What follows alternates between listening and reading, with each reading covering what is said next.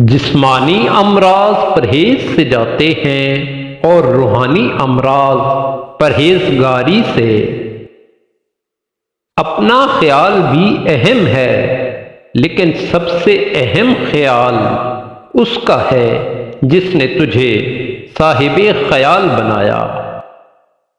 مومن کی راحت کس میں ہے؟ اگر غفلت ہو گئی ہو تو سجدے میں، اگر گناہ ہو گیا ہو تو توبہ میں۔ مومن وہ نہیں جس کی محفل پاک ہو، مومن وہ ہے جس کی تنہائی پاک ہو۔ انسان کو اچھی سوچ پہ وہ انعام ملتا ہے جو اسے اچھے اعمال پہ بھی نہیں ملتا، کیونکہ سوچ میں دکھاوا نہیں ہوتا۔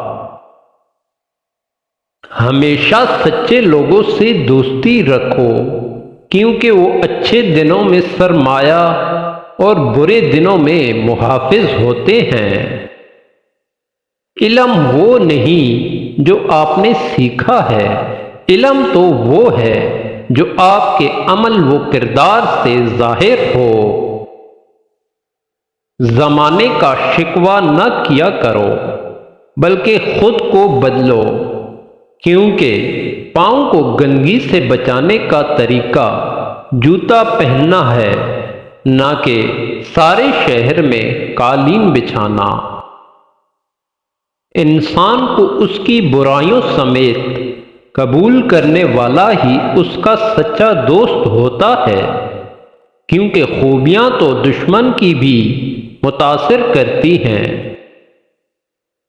لوگوں کے سامنے مسکراتے رہا کرو اور اللہ کے سامنے گر گرا کر دیا کرو، کیونکہ دنیا مسکرانے والوں کو پسند کرتی ہے، اللہ رونے والوں کو۔ دولت کا بہترین مصرف یہ ہے کہ اس سے عزت و آبرو کو برقرار رکھو۔ بہترین انسان عمل سے پہچانا جاتا ہے، کیونکہ اچھی باتیں تو دیواروں پہ بھی لکھی ہوتی ہیں۔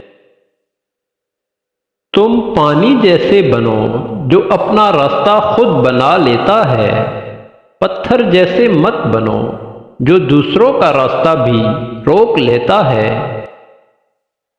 جو شخص تمہارا غصہ برداشت کر لے اور وہ ثابت قدم رہے تو وہ تمہارا سچا دوست ہے۔